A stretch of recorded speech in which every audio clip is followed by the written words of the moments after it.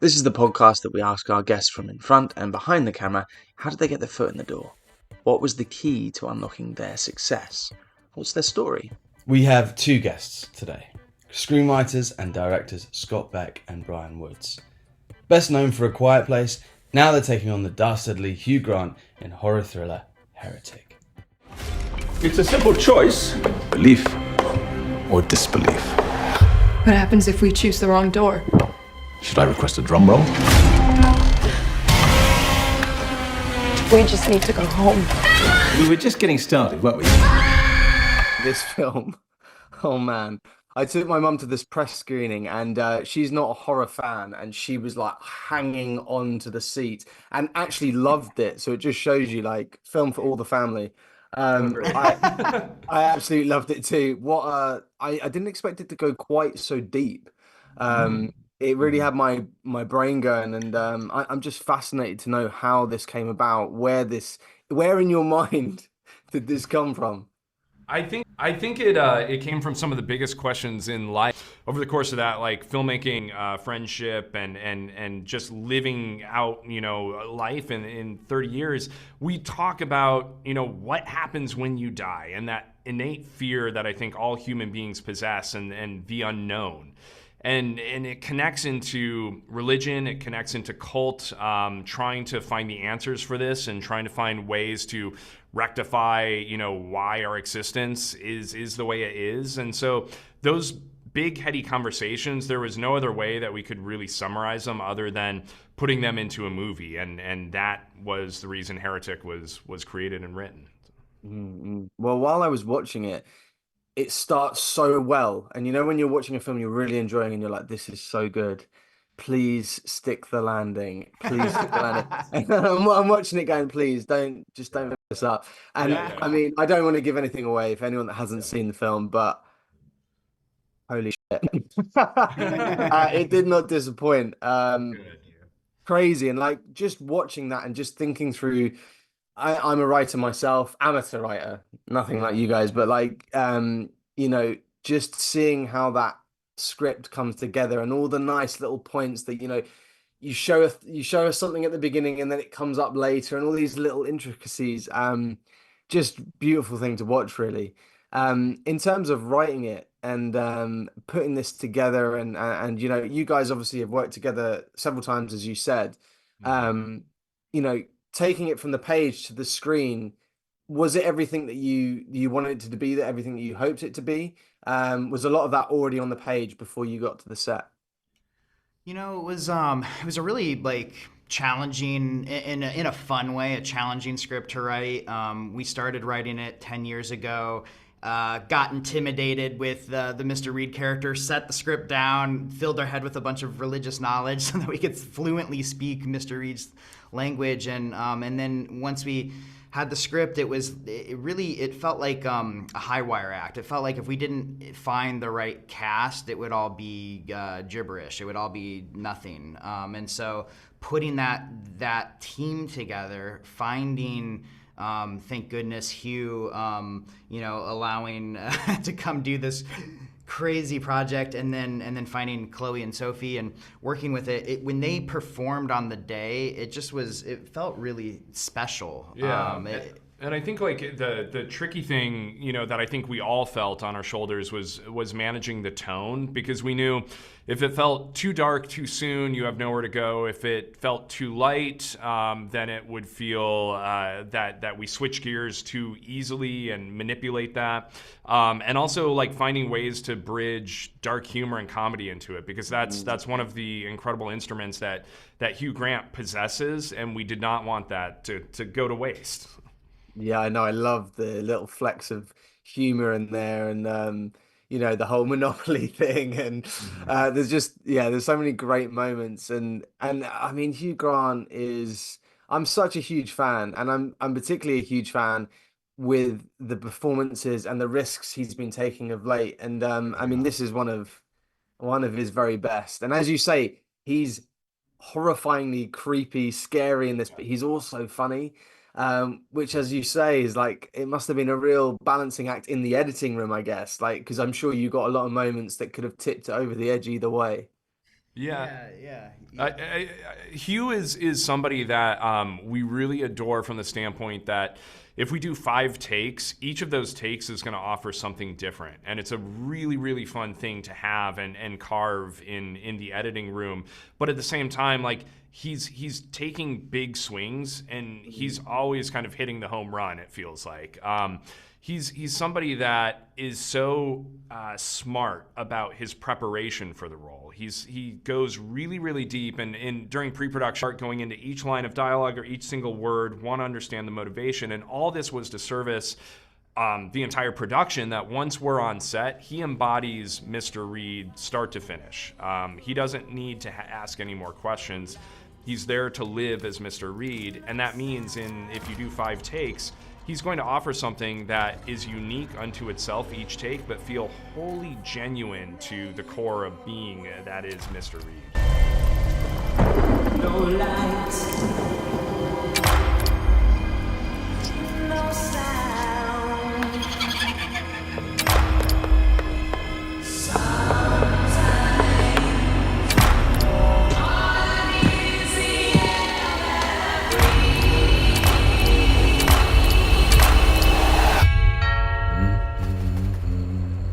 Well, it felt almost as if, because it's all kind of in one place, or it's kind of not, I guess, in a way.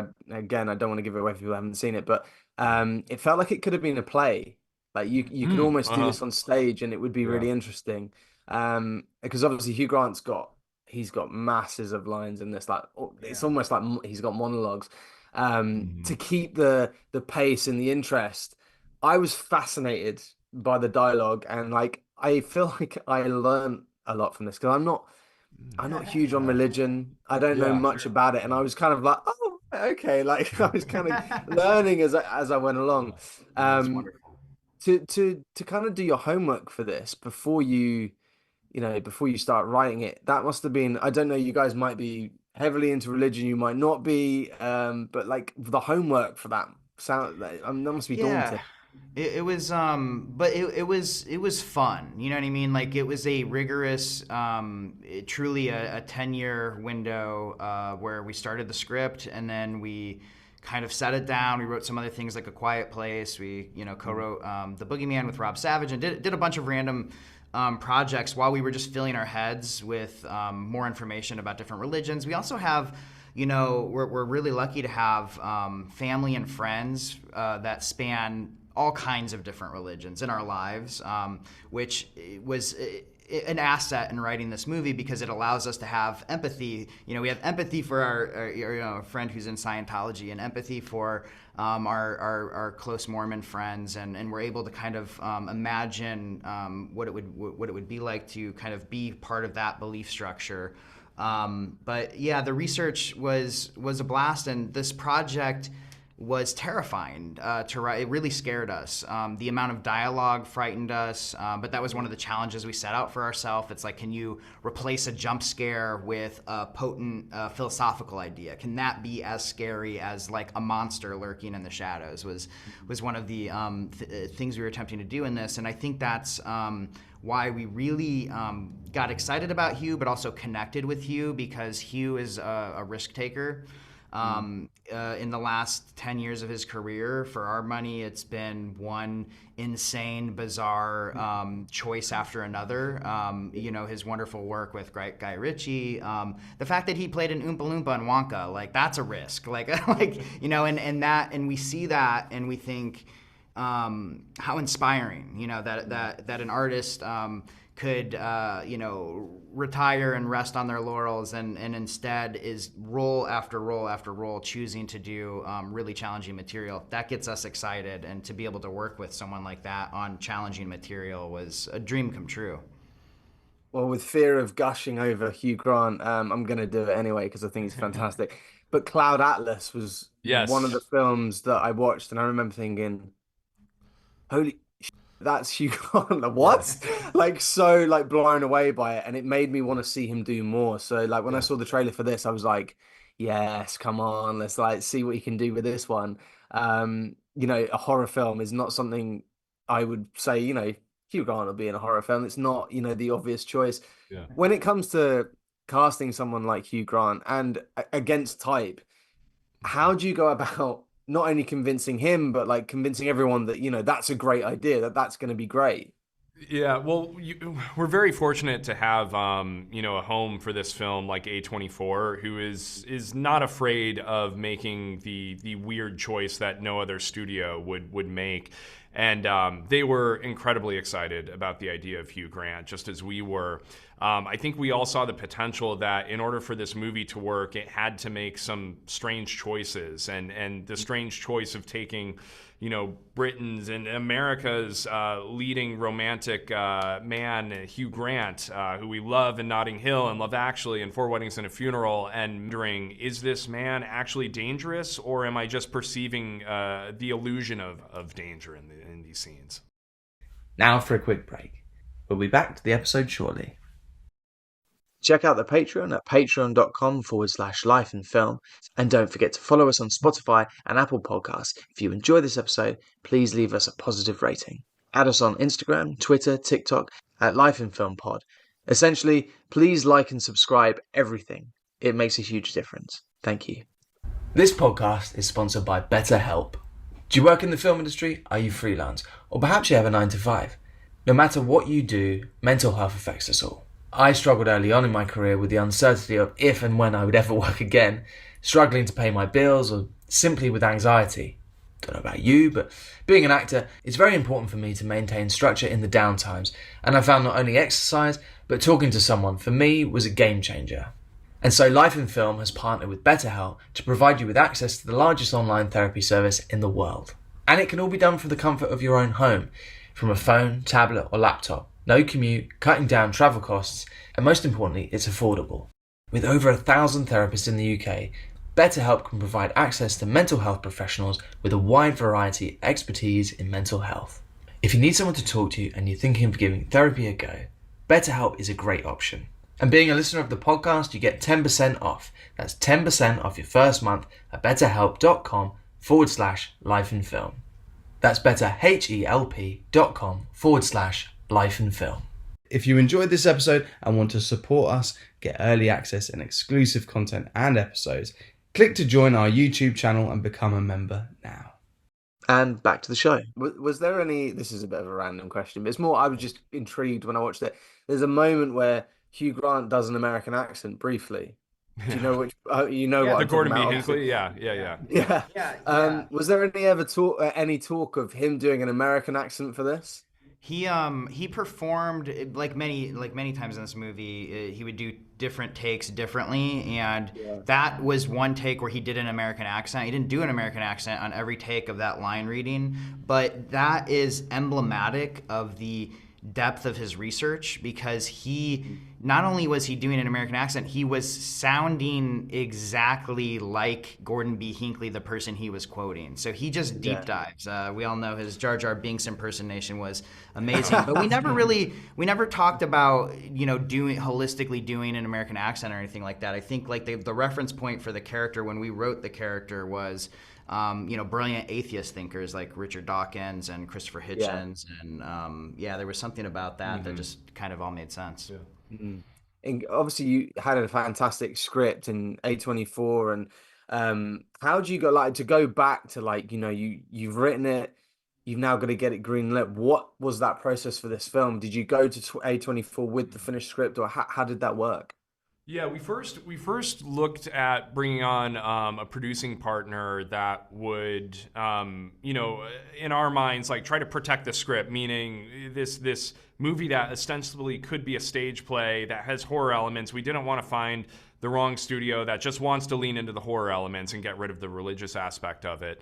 And so Stacey Sher, who produced Pulp Fiction and like Man on the Moon, Out of Sight, like these instrumental movies in our film history, we went to her with the script, and she came on board and supported this film start to finish. And then we went into different studios, A24 being at the forefront. And every major studio, like the big major studios that wanted to do this movie, they're all like, "Yeah, we'll make this movie." but we just got to get rid of all that philosophy and all that talk about religion. Like, but we love this idea of two women trapped in a house, and we're like, okay, well, that's not what we're doing. That's the opposite. That's of been what done we're doing. before as well. Like Exactly, that yeah. is unique, you know? Yeah, Exactly. but I think I would also say, you know, in writing this script, much like some of the others, like A Quiet Place, we always talk about like scalability, that if we can't get a major studio or even like a small independent studio to make this movie, like we'll just go back to our home state of Iowa and find $50,000, $100,000 to make this movie, because everything that we write, we believe in it so much to be seen, that we don't want to wait for permission, really. And so I think growing up and knowing each other and making movies together since we were 11 years old, we still have that gut instinct of just trying to make things hell or high water and not wait for permission to get them made by a larger entity, worst case scenario. That's amazing, man. I love to hear like stories of people coming together. Like you guys have worked together since the beginning, but you know, like small beginnings, and you're like, I can go back and we can just make it for this amount of money and not have the studios. But here you are, like, you know, a movie with Hugh Grant. I mean, it's going to do extremely well because it's brilliant. Is that mad? I mean, you've already done so many great projects, but it must be like a real win every time It's you always get something.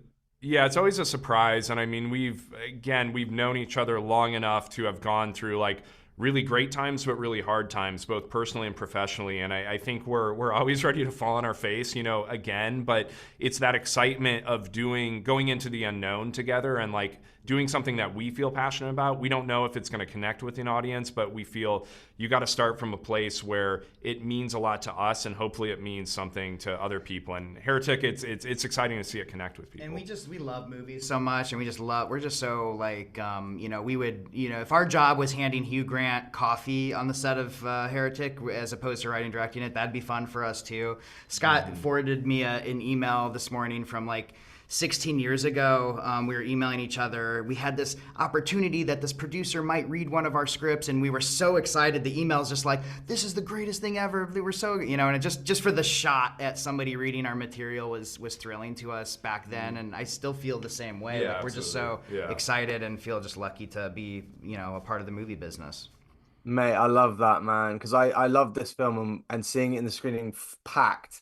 People were like, in England, people don't react to it in cinemas. But people were like screaming and laughing, and like, man, it took the roof off the building, honestly.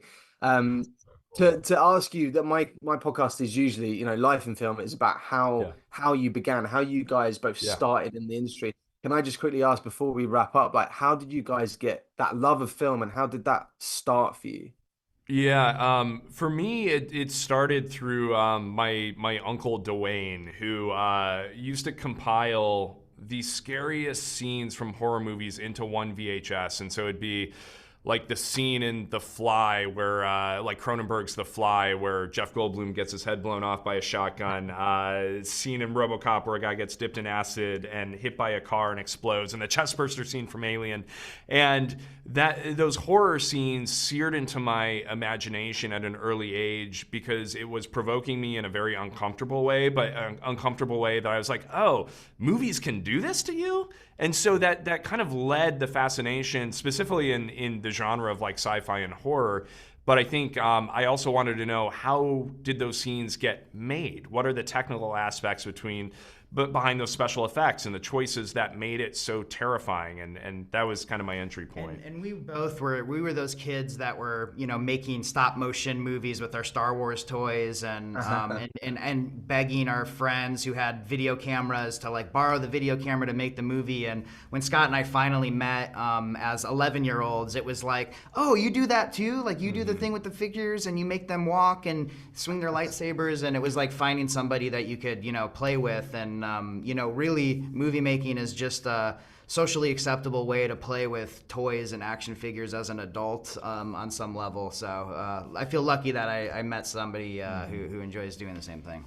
I'm very jealous, man. I'm looking for that person. I'm looking for that, you know, like that buddy that wants to go on the journey, because it's hard doing it on your own as well. Like, it's so cool that you've got each other, and you know, you keep. I'm presuming there must be times where, you know, as you said, ups and downs, where the other one will lift you up, and you've kind of got each other there. So that's great, man. And Yeah. Thanks so much, guys. I've really enjoyed this, and I'm huge fans, and the film's brilliant, and I cannot wait. Do you have anything that you can talk about coming up next after this film? Anything that you're in the process of writing, or anything that's coming soon? Yeah, We're writing a there's few things. We're writing like a really gigantic science fiction thing that's the coolest idea we've ever had for a movie, but it's really big, and we're writing a kind of a smaller, almost like a spiritual sequel to Heretic about a different topic that you're also not supposed to talk about.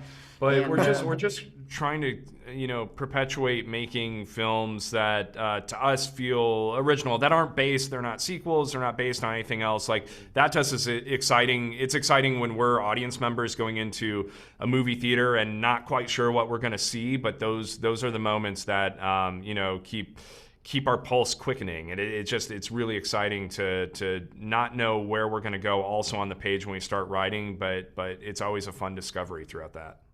Amazing. And to finish us off, do you have any advice to, young writers, young directors, people that want to get their foot in the door? Yeah, I think it's there's a couple things that come to mind. Making your own opportunities. So the same way that even today we're writing scripts where we know we could make them for a much lower budget. We don't need to wait for permission. But I also think like write something that feels entirely personal. Even if it feels like you're writing for an audience of one, you're probably writing for an audience of 1,000,000. Because if you come from the gut, you're going to be tapping into something that so many other people are feeling, and that's going to give your film and your script a very unique DNA. And that's a lesson we're always relearning. Like even with a project like Heretic, when we finished writing that, we're like, no one's going to make this weird movie. And then it's so funny to have a finished film and see that the things that you thought were weird and idiosyncratic and specific to you is actually specific to everyone, and that those are the things they actually connect to. Amazing. Thanks, Scott Bryan. All the best, man. And thank you so much for taking the time. Of course. Our pleasure. Thank you for the so great much. conversation. Yeah, that's wonderful. Thanks, guys. If you enjoyed this episode and want to support us, get early access and exclusive content and episodes, click to join our YouTube channel and become a member now.